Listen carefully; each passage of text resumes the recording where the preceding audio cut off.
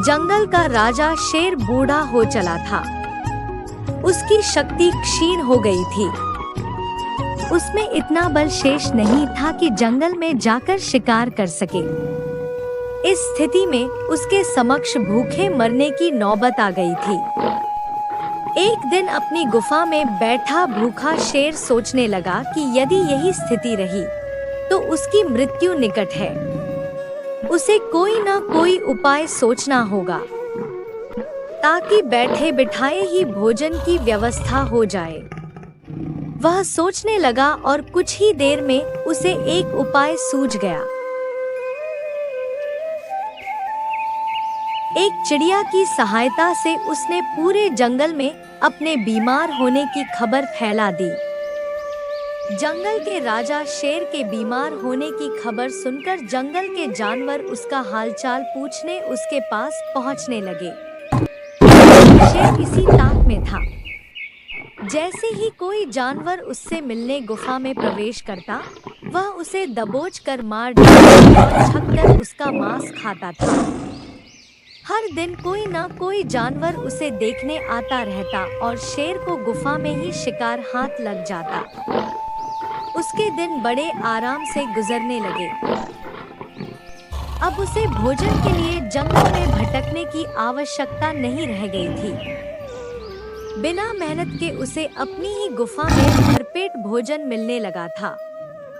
कुछ ही दिनों में वह अच्छा मोटा हो गया। एक सुबह एक लोमड़ी उसे देखने आई। लोमड़ी चालाक थी।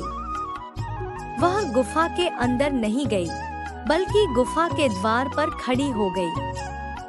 वहीं से उसने शेर से पूछा, वनराज, आपकी तबीयत कैसी है?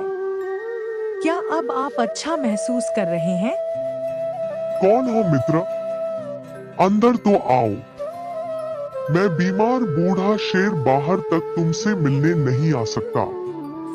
मेरी दृष्टि भी कमजोर है। मैं तुम्हें यहाँ से ठीक से देख भी नहीं सकता। आओ मेरे पास आओ।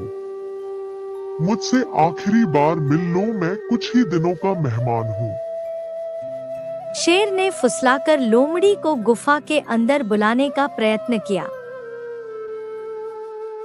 शेर के बोलते समय लोमड़ी बड़े ही ध्यान से गुफा के आसपास का नजारा ले रही थी। शेर की बात खत्म होते ही वह बोली, वनराज, मुझे क्षमा करें, मैं अंदर नहीं आ सकती।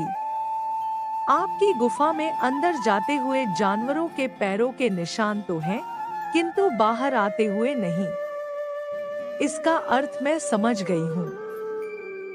सब कुछ जानते बूझते हुए भी यदि मैं अंदर आ गई तो उस जानवरों की तरह मारी जाऊंगी जिनके पैरों के ये निशान हैं।